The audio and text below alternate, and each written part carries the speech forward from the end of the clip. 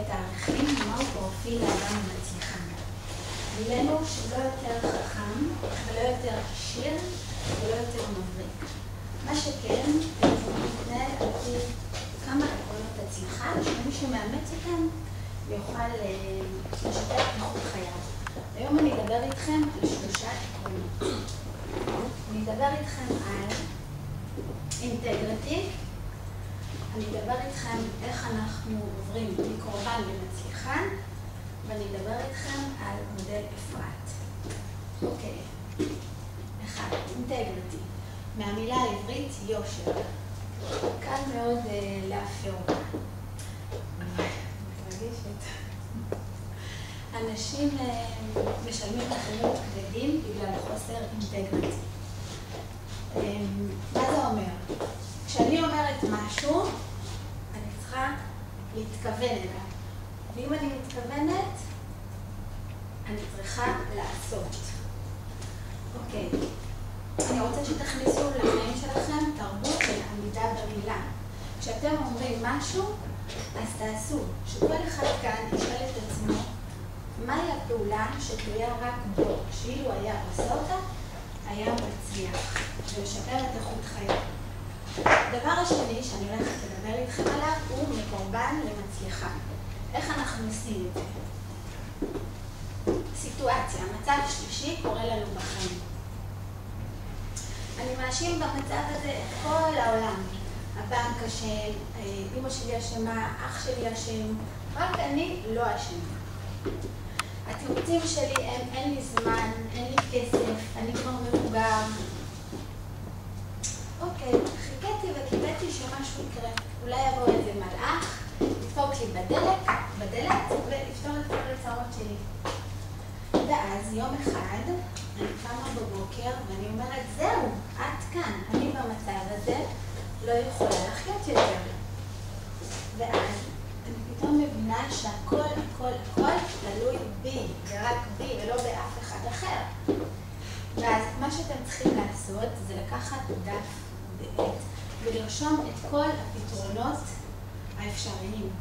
כל מה שעולה לכם לראש, לרשום בתוך הדף, והכי חשוב להתחיל ליישם. אתם מיישמים פתרון אחרי פתרון, ועד שאתם רוצים את הפתרון שהכי הצליח לכם. בכל אותו שלב, מכאן עד לכאן, אני נקראת קורבן לחיים שלי. מהשלב הזה של ההכרה ועד שאני מתחילה ליישם את הפתרונות, אני מצליחה. לכל אחד מאיתנו יהיה אדם שיהיה לו את היכולת או הרצון לאמלל אותנו. אבל מצליחנים יודעים לנהל את עצמם. מצליחנים יודעים ברגע שאני מכוונת לפתרונות מעשיים, אני מצליחה. העיקרון השלישי שאני אוהבת לדבר איתכם עליו הוא מודל אפרת. אוקיי, מודל אפרת. קורה אירוע בחיי, אירוע מצוין. לא משנה, שלילי או חיובי. שמייצר פרשנות. פרשנות זה אומר מחשבה. מה אני חושבת באותו רגע? שמייצר רגש. שמייצר תגובה. עכשיו, אנחנו בני האדם למדנו להגיב באופן אוטומט. בדפוס התנהגותי לא טוב. בגלל שאנחנו בניגוד לחיות צריכים לעצור לרגע ולהבין שלנו יש זכות בחירה והחלטה. אם אנחנו בשלב הזה, אבל ממש כאן, לא כאן ולא כאן, נעצור לרגע, נספור עד 10, ננשום עמוק, ונשנה את המחשבה שלנו, את הפרשנות, למשהו חיובי, אז הרגש יהיה חיובי והתגובה תהיה חיובית. אוקיי? לסיכום, מחקרי אישיות חקרו בעבר תכונות של אנשים. מודל החסינות של האדם הצביע על אנשים שבאמת לקחו אינטגריטי על החיים שלהם, לקחו אחריות ושינו דפוסי חשיבה.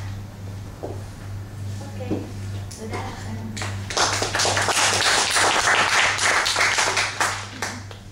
יש שאלות?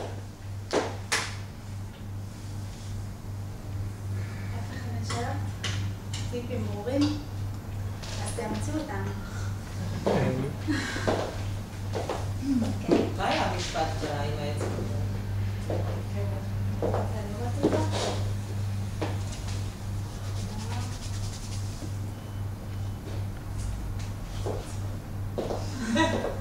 כן.